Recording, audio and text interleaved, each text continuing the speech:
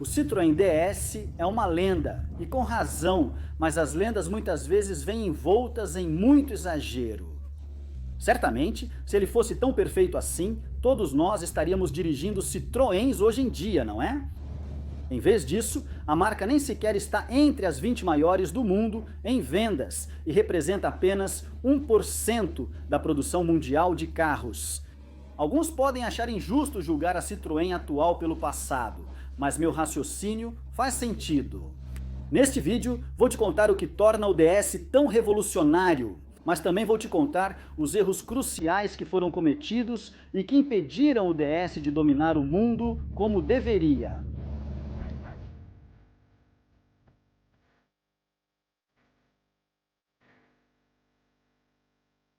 Ele foi lançado no Salão do Automóvel de Paris de 1955 e causou um verdadeiro pandemônio. A Citroën recebeu 80 mil pedidos do DS só no salão. Esse é um recorde que só foi quebrado em 2017 pela Tesla, com o Model 3. Não parece um carro com defeitos, certo? Mas tenha paciência.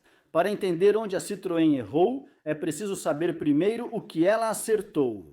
1955 foi a era espacial. Pensávamos que a energia atômica nos daria energia ilimitada. O futuro parecia imparável e o DS combinava com esse clima. Parecia que ele tinha vindo de outro planeta.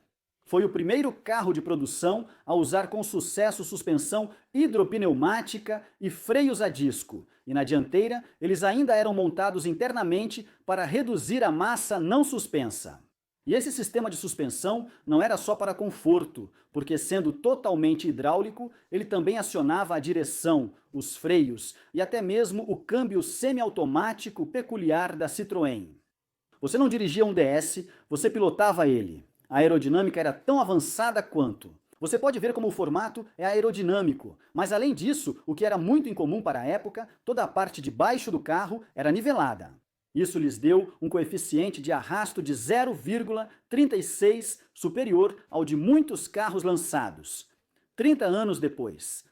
O teto era feito de fibra de vidro para baixar o centro de gravidade, e o volante de um só raio foi projetado pensando na segurança. Esta é a posição central se você sofrer um acidente. Ele foi feito para dobrar em direção ao centro do carro, afastando você do lado perigoso.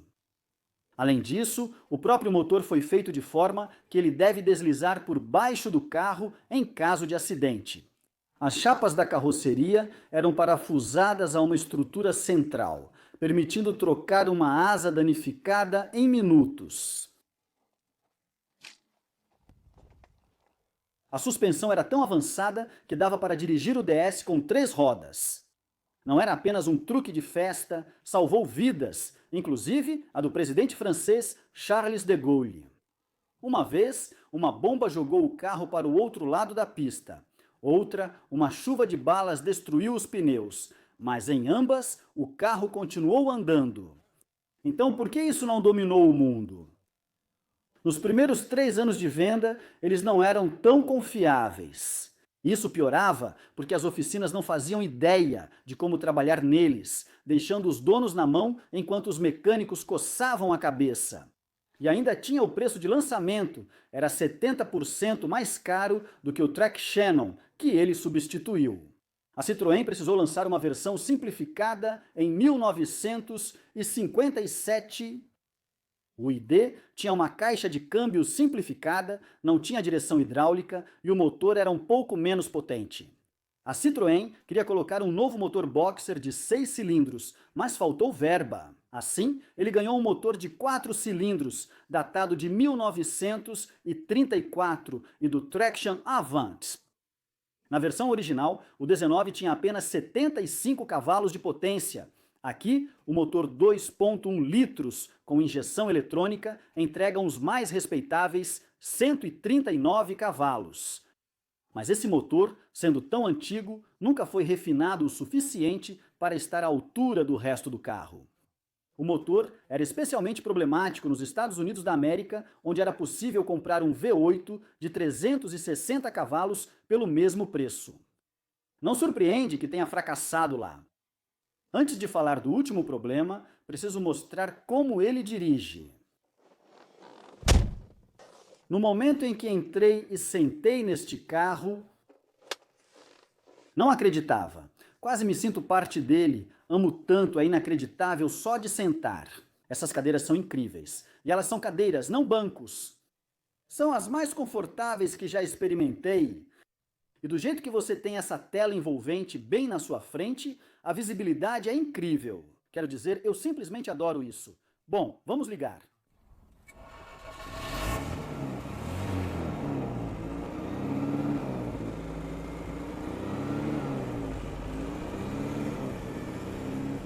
Este aqui não tem o câmbio semiautomático sem embreagem. Este é um câmbio padrão, embora seja montado na coluna. Então coloque na primeira marcha lá em cima e aí partimos.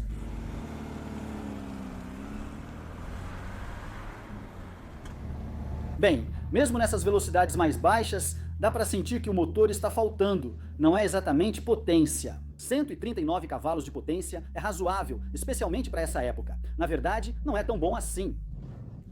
O que acontece é que falta refinamento e tem muita vibração passando.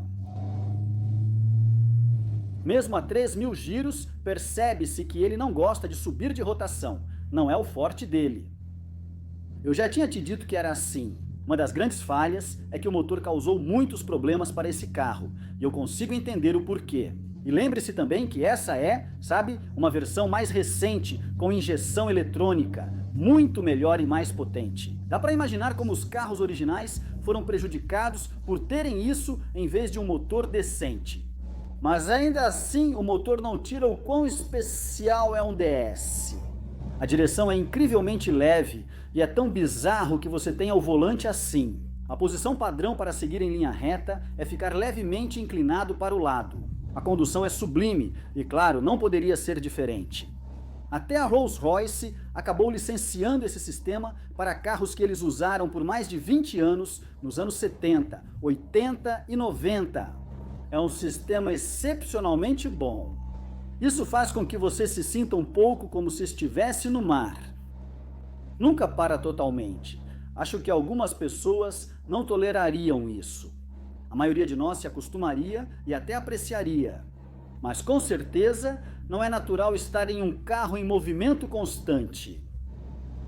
Isso meio que combina com a ideia de que você está pilotando mais como um navio, porque é como se ele estivesse sempre na água. Para ser honesto, a maioria dos barcos e navios é mais estável em águas calmas. Meu Deus, ele lida com os solavancos, tem um bem ruim sob aquela encosta. Com muitos carros ali treme muito, este passa e quase não sente. Aqui é onde geralmente troco as marchas dos carros. Vou ser gentil com a deusa.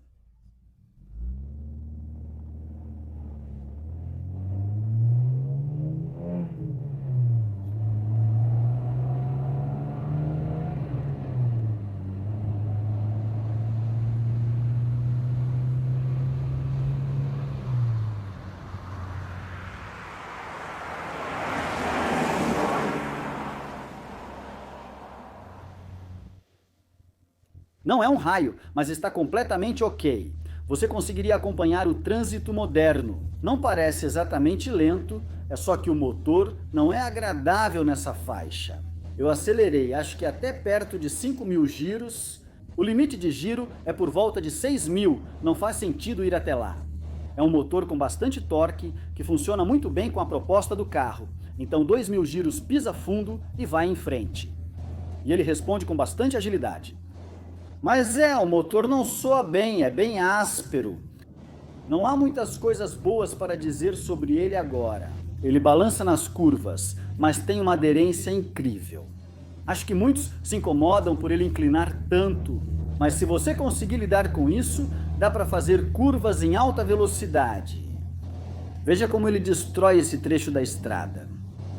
Outra coisa boa é que a suspensão é tão incrível que quando você joga ele na curva, você realmente não precisa se preocupar com o que a estrada está fazendo em termos de buracos ou mudanças, porque você sabe que a suspensão vai resolver. Você só prepara para a curva, deixa deslizar e o carro faz o resto.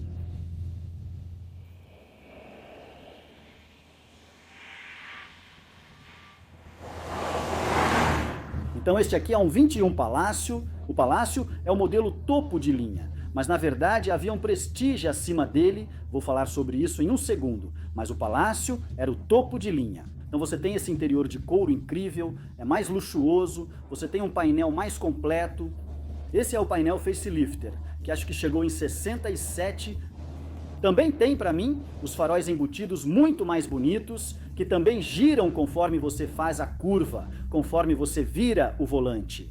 Algo que os carros modernos não tinham, só começaram a ter como algo comum há uns 10 ou 15 anos, e esse já tinha isso nos anos 1970. O DS é uma coisa realmente incrível. Havia mais um nível acima do Palace, que se chamava o Prestige. Era um pouco mais longo, com mais espaço atrás, e acho que era o carro usado pelo presidente de Gaulle. Ele tinha um divisor de madeira com tela atrás. Parecia uma limusine, mas para pessoas comuns era o modelo normal mais sofisticado, e bastava.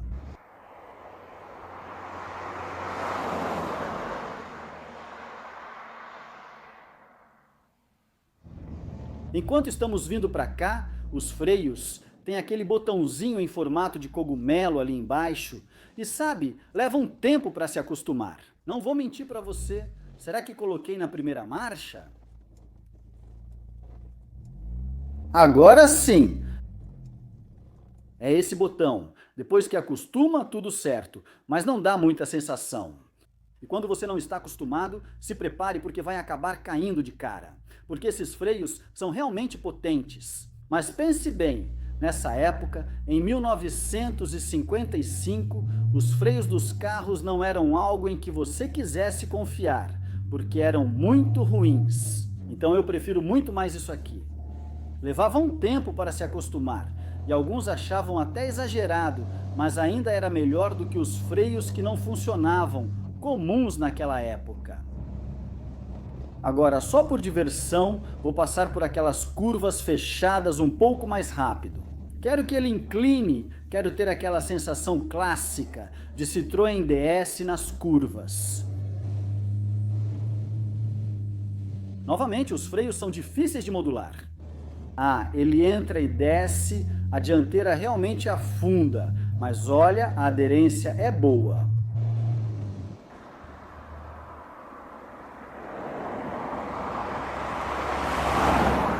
Uma coisa que eu vou dizer sobre a direção que eu não gosto muito é que há uma hesitação real fora do centro. Também pode ser porque há tanto movimento na carroceria que quando você está virando, o carro não responde. Porque no começo ele só inclina na curva e depois de terminar é que segue e faz o que você tenta mandar. Mas isso é algo de que eu não gosto, então fora do centro fica muito vago. Se tentar dirigir rápido, isso atrapalha. Se você estiver pilotando normalmente, como deveria, de forma bem tranquila, aproveitando ao máximo o incrível refinamento do chassi, então não é algo tão ruim assim. Outra coisa sobre o nome. Tem um trocadilho ótimo, porque em francês, DS se pronuncia DS, que também é a palavra deles para deusa, o que eu acho tão apropriado para isso.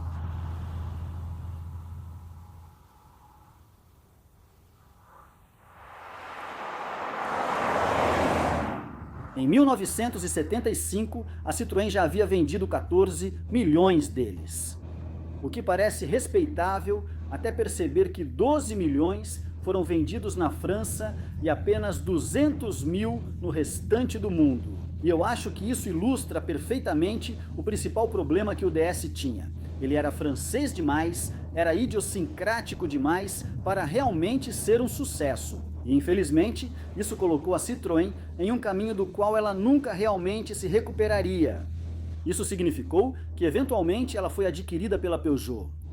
Sabe, eu tiro o chapéu para a Citroën por ter feito isso. É brilhante para pessoas como eu que amam carros assim, mas, no fim das contas, não foi tão bom assim para a Citroën.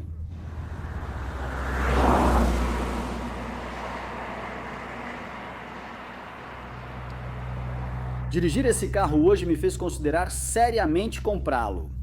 Verifiquei ontem à noite e os preços vão de 5.000 libras para projetos parados até 15.000 libras para carros funcionando que podem precisar de ajustes. Até 25.000 libras ou 30.000 libras pelos melhores. É muito dinheiro, mas esses carros são tão especiais que penso seriamente em comprar um. A única coisa que está me segurando é justamente o problema de armazenamento. Eu simplesmente não gosto dessa ideia, e minha garagem simplesmente não é grande o suficiente para isso. E meu Pantera, então eu não sei, mas é um carro tão incrível. Eu realmente quero um. Obrigado ao Félix por vir hoje e trazer a deusa dele para mim. Se você gostou disso, tenho certeza de que vai gostar do vídeo que fiz sobre o CX Turbo Prestige. É a continuação deste, então confira. Obrigado por assistir e até o próximo vídeo.